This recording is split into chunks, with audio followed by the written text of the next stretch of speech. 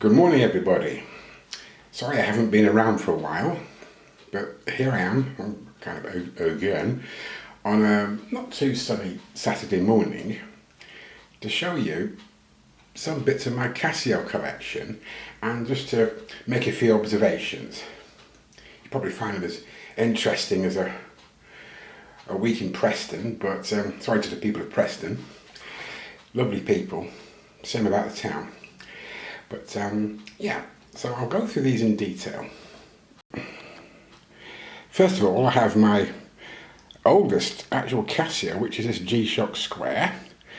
And you can see the time, negative displays are never great, but it is quite nice.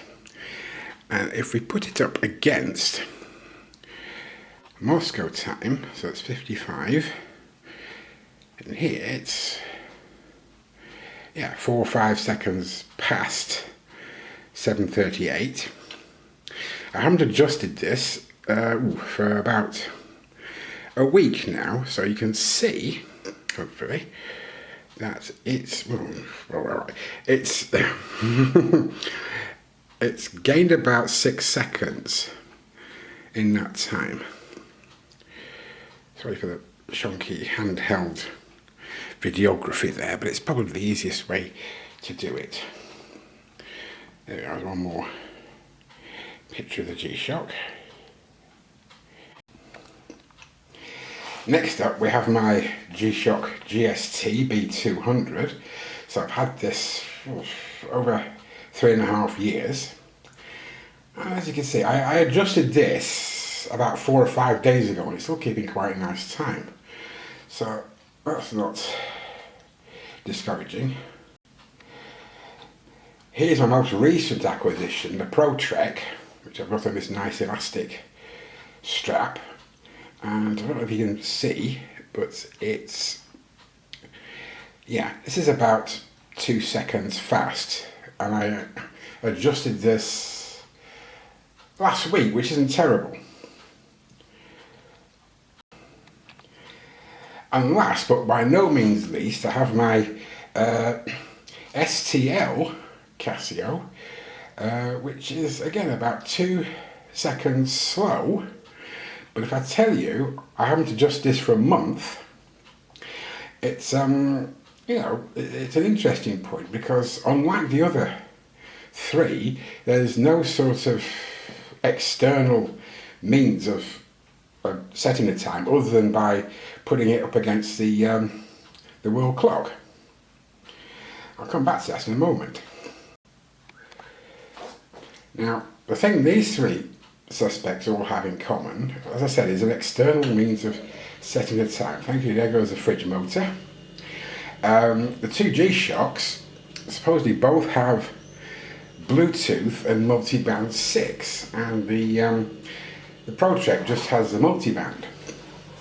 However,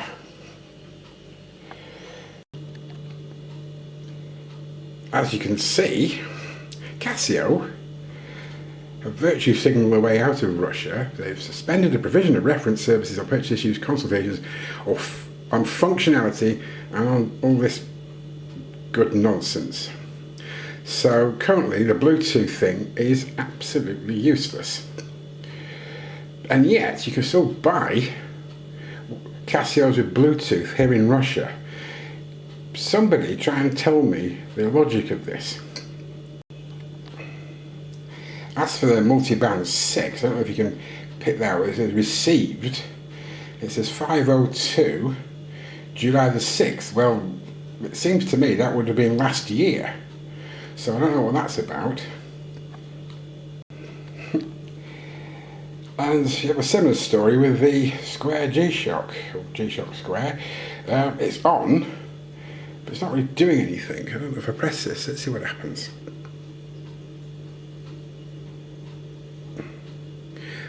I could just toggle it on and off.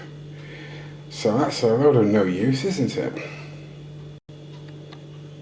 Here's our GST. It's got received on. Now I'm supposed to press this, see what happens. Well, there's a word. Nothing really. That's how it's supposed to go. But it's, Might as well switch it off. And you're supposed to press this in. Let's see what if I do that. Nope. No, it's not doing not doing a damn thing, is it? So let's just go back to its proper timing piece. That never gets old. I love the moving hands. There we go, look at that. Well, never mind. Right, we'll try it with a time-honoured flashing seconds thing, which on this model is this button here. So I've got 10 seconds to go. You can see that on the Moscow time on the phone.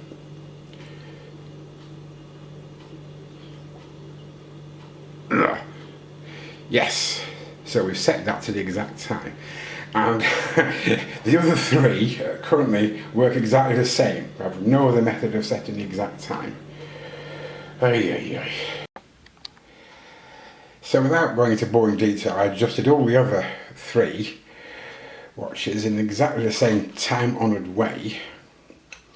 And the difference is, of course, is that the STL in the middle here costs considerably less than any of the other three watches. And its only superpower is it's solar powered, like the other three, which at least works well.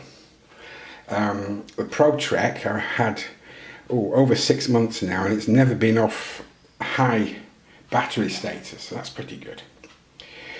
However, now perhaps you remember my Casio calculator from the Russian watch video. Yes, it gives you the day in 13 different languages, including Russian, but I only adjusted this last week and it's already going 7 seconds, which is not the most accurate quartz thing. So with this one, I've pressed the top left button, and then to get it right, you have to try and press 0. 3, 2, 1, 0. Yes. And then you just press this button again to exit that. So this is probably the most inaccurate or least accurate quartz digital watch I possess. However, again, well, what can I say? I have to cut it a bit of slack because it can do this. I know. 63 on the outside, 9 on the inside. I don't know. I can not give you any explanation for that. Don't ask forgiveness. So there we are. So just for a quick wrist shot, I'm wearing my Commandeersky Bogus GMT. See the red bordered white triangle there. It's not a GMT hand, it's a 24-hour indicator, but it is a rather wonderful looking watch. I like the small seconds particularly. This one, I think I set it on Thursday, and today's Saturday, and it's lost about 2 seconds or so. So I think, because I regulated it a little while back and it stayed regulated, so I'm really happy with that. I got it on a slightly different leather strap, which is rather neat. There's our wrist roll. And yeah, as you can see, it's not quite 8:25 in the morning, so I'm having difficulty sleeping. I have a sad life. I'll get back to you with the wrap up in a minute. Speaking of solar powered watches, let's see how this works.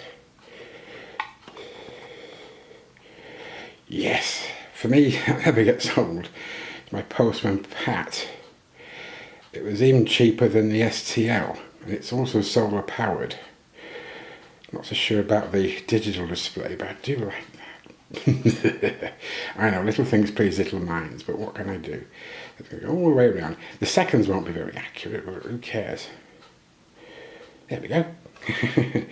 Okay. Oh, one last shot of this, because I do love it. It's actually gained 4 seconds in 2 months. So that's nearly as good as my STL. Alright, now I promise to come back to you with a wrap up now. Well, I hope you like that. I mean, it wasn't wildly exciting, but it's just an observation. And so I got this with no external means of setting the time, just the old-fashioned way. And it is actually the most accurate digital watch I have. It's even more accurate than that Postman Pat that was out of the box after 2 months. So neither of those were particularly expensive. I suppose, you know, I'll be right back.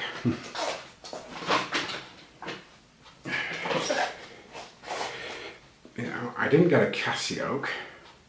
I got this Schmei thing. It's all right. You know, it says it's set to GMT at the moment, but you can't have everything. And I would rather just keep this cheapo thing than get the Casio, which some people think is great because it's like an eau de ma piguet, like hell it is.